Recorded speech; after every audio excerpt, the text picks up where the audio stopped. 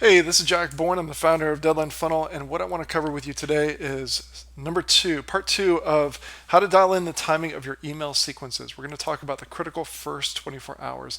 And in this one, I want to give you a scenario where we start with an opt in. So let's say that someone opts in on Monday.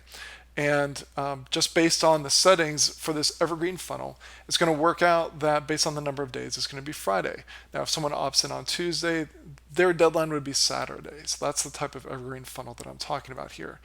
All right, so if you look at Friday, what I normally recommend is that you send multiple emails on the last day. Ideally two, or sorry, ideally three, but at least two. In fact, I recommend this all the time. So here's the challenge. So take a look at this. If ideally we would want to have on the last day three emails going out at approximately like 9 a.m., 2 p.m., and 7 p.m., how are we going to set this up based on when someone opts in? So let me show you exactly what I mean. So let's say that, for example, in this example, if we take a close look at that first day, so in scenario one, let's say someone opts in at 11 a.m. Now notice the blue square at the bottom there where I've said, let's set the logic of wait one day. If we just leave it at that in our email system, then in a lot of scenarios, it really depends on the email software provider. But in some situations, that timing of when they were subscribed to that list or became a new subscriber, whatever that time of day is, becomes the sending window for all those days going forward.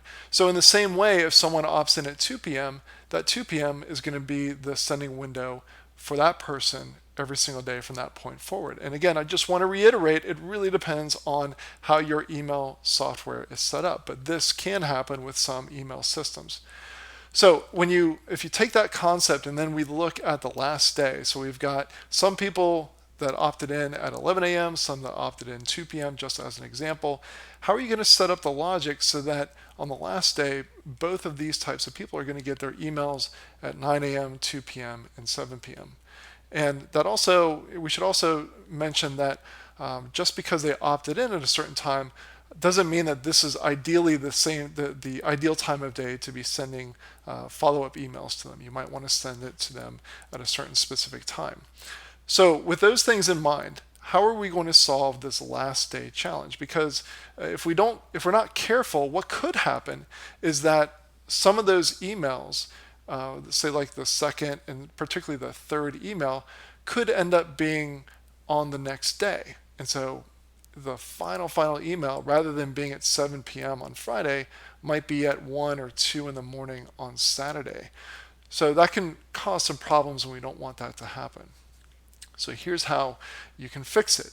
So what we've done with ActiveCampaign, for example, is that number one, I want to point out that as soon as someone enters the sequence, we send out the webhook, which synchronizes ActiveCampaign and Deadline Funnel. So we usually recommend that the very first thing that happens is that webhook, or sometimes called the HTTP post. And that's just part of the setup process that you use when you're doing what's called an API integration between your email software and Deadline Funnel. This just synchronizes the two systems.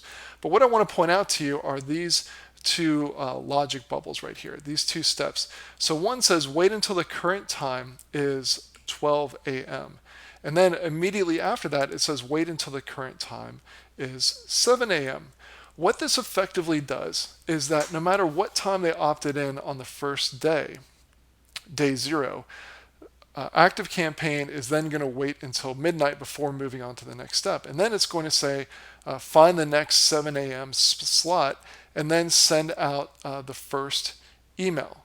And so that's how we set up the timing so that from that point on, we know that the timing is going to be 7 a.m. So we can just use wait for 1 day. If you see at the very, very bottom, we have wait for 1 day. So from that point on, we can do wait for 1 day, wait for 1 day, wait for 1 day. Until the last day, we would do wait for 1 day, and then wait X number of hours, and then wait X number of hours. And that's how we handle those final emails on the last day. So once again, it depends on your email software, but I wanted to give you this tip so that if your email software is like ActiveCampaign, that you have a method that you can use to be able to make sure that your emails are going out exactly when you want them to, and so that you can make sure that those multiple emails you're sending out on the last day are going when you want them to go, so that everything is timed exactly how you want.